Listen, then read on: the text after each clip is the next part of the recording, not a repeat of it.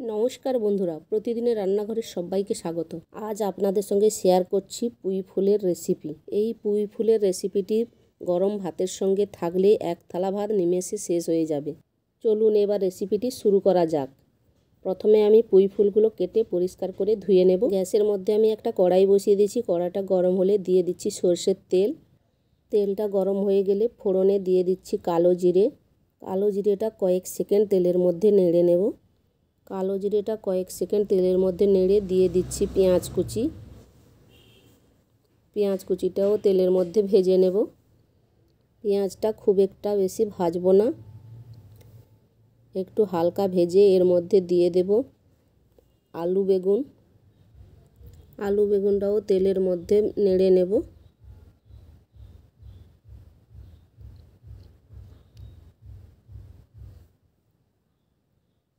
আলু বেগুনটা তেলের মধ্যে কিছু সময় নেড়ে দিয়ে দিচ্ছি পুঁই ফুল।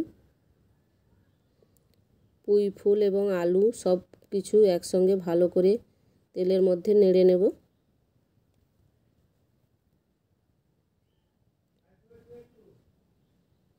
এবার এর মধ্যে কিছু গুঁড়ো মশলা অ্যাড করব। দিয়ে দিচ্ছি লবণ, দিয়ে দিচ্ছি হলুদ, দিচ্ছি লঙ্কার গুঁড়ো, দিয়ে দিচ্ছি জিরের গুঁড়ো। সব কিছু মশলা দিয়ে আবারও ভালোভাবে মিশিয়ে নেব।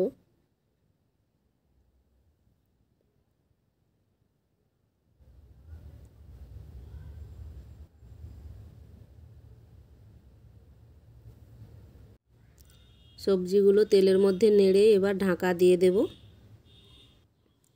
ঢাকনা খুলে মাঝে মধ্যে নেড়ে দিতে হবে। ঢাকনা খুলে সবজিগুলো একবার নেড়ে দিচ্ছি।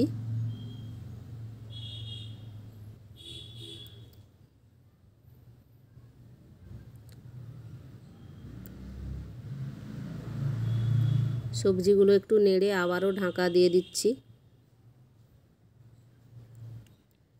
দেখুন সবজিগুলো কতটা কমে গেছে। আবারও কিছু সময় নেড়ে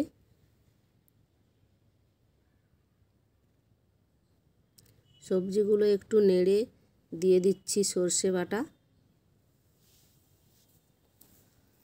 সর্ষে বাটাটা দিয়ে সবজির সঙ্গে ভালো করে মিশিয়ে নেব।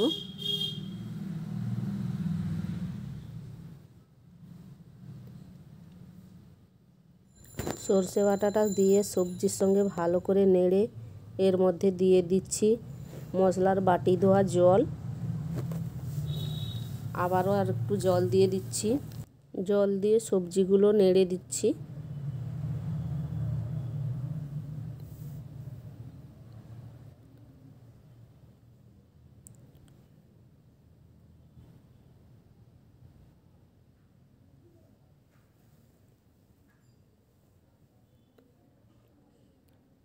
এবার ঢাকা দিয়ে 3 মিনিট রান্না করে নেব। আমি 3 মিনিট রান্না করে নিয়েছি। দেখুন আমার আলুগুলো এবং সবজিগুলো সিদ্ধ হয়ে গেছে।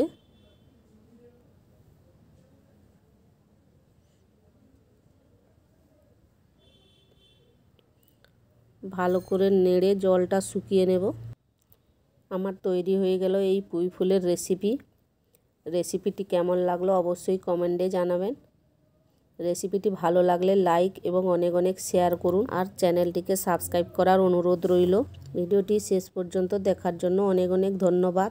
আপনারা ভালো থাকুন, সুস্থ থাকুন। আবার দেখা হবে পরের ভিডিওতে।